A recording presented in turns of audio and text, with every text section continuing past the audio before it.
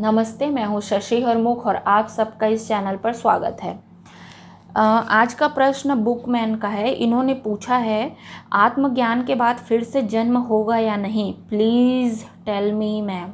इतने सारे जेड लगाए हैं आपने, ठीक है बताते हैं। देखिए, बुकमैन नाम है तो मैं वही बोलूँगी, बुकमैन है ना। तो बुकमैन जी, मुझे नहीं लगता कि आत्मज्ञान का संबंध शारीरिक मृत्यु और जन्म से है। मुझे ऐसा नहीं लगता। मुझे ऐसा लगता है कि इसका संबंध मन से ज़्यादा है ना। आत्मज्ञान प्राप्त करने के बाद आपको ये टेंशन नहीं रहता कि मैं जन्म लूँगा या नहीं लूँगा। एक्चुअली में आप सारे टेंशन से मुक्त हो जाते हो। आपको ये चिंता नहीं रहती कि मेरा जन्म हुआ, अरे यार नहीं होना चाहिए, ये टेंशन ही नहीं रहती। या फिर नहीं भी हुआ तो भी इसकी आपको कोई चिंता नहीं है। तो जन्म होने के बाद की जो पीड़ा है वो, और मरने के टाइम की जो पीड़ा है, इन सारी पीड़ा से आप मुक्त हो चुके होते हो, तो आपको कोई फ़र्क ही नहीं पड़ता। मैं आपको बताऊं, जब मुझे ये फील हुआ था ना, तो उस वक्त मैं एस्ट्रल ट्रैवल कर रही थी। एक्चुअली मैं मैं बहुत सारे एस्ट्रल ट्रैवल की, मुझे उनका ना याद नहीं है कितना की मैं। और जब मैं कर रही थी तो उस वक्त भी मुझे ध्यान नहीं होता था। ऐसे ही कुछ कुछ काम करते करते अचानक से मेमोरी में एक फ्लैशबैक आता था और मुझे समझ में आता था कि मैं ऐसा ऐसा की थी ध्यान में। तो उन्हीं दौरान मुझे एक घटना याद आ रही है, तो मैं आपको बताती हूँ। जब मैं वो एस्ट्रल ट्रैवल कर रही थी ना, तो पता नहीं कहाँ ब्रह्मांड में या अंधेरे में या स्पेस, पता नहीं कहाँ कहाँ घूम रही थी, मुझे नहीं पता। और मुझे उस वक्त ये ख्याल आया कि इस वक्त मेरी बॉडी मेरे साथ में नहीं है। मतलब एक व्यक्ति बिना बॉडी के भी एग्जिस्ट कर सकता है, बिना शरीर के एग्जिस्ट कर सकता है, बिना जन्म लिए एग्जिस्ट कर सकता है, ठीक है। वो इस ओर संकेत करता था कि जैसे हम लाइफ में जीते हैं ना, अपने इच्छाओं का बोझ लेके, अपने मानसिक प्रताड़नाओं को साथ लेके, विचारधारा को लेके, जो हम अपना खुद का नरक बना के हम जो जीते हैं ना, इसके बिना भी हम जी सकते हैं, ठीक है। हम शरीर के कंट्रोल में आए बिना भी जी सकते हैं, ये भी मीनिंग है इसका एक, है ना। और उस टाइम पे जब मुझे ऐसा फील हुआ कि हम बिना शरीर के भी एग्जिस्ट कर सकते हैं, उससे मुझे ये फील हुआ कि मैं इंसान का शरीर लेके पैदा हूँ तो भी मैं इस धरती पे रहूँगी, मैं कीड़े मकोड़े के शरीर में पैदा होंगी तो भी मैं इस धरती पे रहूँगी, मैं अगर पेड़ के रूप में रहूँ तो भी मैं इस धरती पे रहूँगी, मैं पानी बनूँ या पत्थर बनूँ, मैं ऑलवेज एग्जिस्ट करती हूँ और मैं करूँगी, क्योंकि ये सब कुछ ईश्वर का अंश है। ये सब कुछ इस परम शून्य के अंतर आता है। तो मैं उस परम शून्य का हिस्सा हमेशा ही बनी रहूँगी, चाहे मेरा शरीर हो या ना हो, चाहे मेरी सांसें हों या ना हो, चाहे मैं जन्म लूँ या ना लूँ। तो ये चीज़ें मुझे उस ब्रह्मांड में घूमते घूमते ये चीज़ें मेरे दिमाग में आने लगी, ठीक है। दूसरी चीज़ जो मेरे मन में ये ख्याल आया वो ये था कि जब से मैं पैदा हुई हूँ, या जब से हर इंसान पैदा होता है, वो ऑलरेडी ईश्वर से कनेक्टेड होता है, बट हम अपनी अज्ञानता में ये बात नहीं जानते। हमें जीवन भर ये लगता है कि भगवान ने हमारा भाग्य लिखा है और हम उस दुख भरे भाग्य में चल रहे हैं और हमको भगवान को मनाना है, प्रार्थना करना है ताकि हमें वो सुख दे। इस तरीके की वगैरह वगैरह चीज़ों के साथ हम जीते हैं। लेकिन मुझे ये रियलाइज़ हुआ कि भगवान हमेशा से हमारे साथ थे। वो वही घूमते घूमते ब्रह्मांड में मुझे ये रियलाइज़ हुआ कि भगवान हमेशा से हमारे साथ थे। मैं अपने बारे में सोच रही थी, इसलिए मैं उस वक्त का विचार बताती हूँ। भगवान हमेशा से मेरे साथ थे।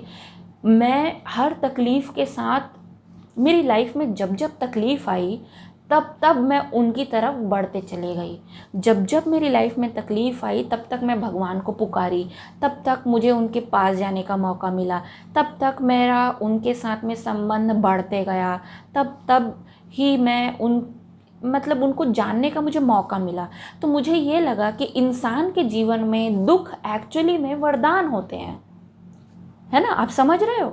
और सुख हमको भ्रम में डालते हैं, धोखे में रखते हैं। जब हमको बहुत सारा सुख मिलता है और कभी कभार दुख मिलता है ना, तो हमें ये लगता है कि दुख एक अप्रिय घटना है, ये नहीं होना चाहिए था, ये अचानक से आ गया तो ये इसको हट जाना चाहिए। और किसी तरीके से जब दुख हट जाता है तो हमें लगता है कि अब फिर से सुख आ गया तो अब ये लाइफ नॉर्मल हो गई है, तो हमें ये लगता है कि ये सुख वाली जो ज़िंदगी है ये नॉर्मल है, ठीक है। लेकिन एक्चुअली में होता नहीं है। जिसे हम सुख मानते हैं ना, वो हमारे जीवन को नर्क बनाता है, ये भी हमारा अंधकार है जो हम देख नहीं पाते हैं।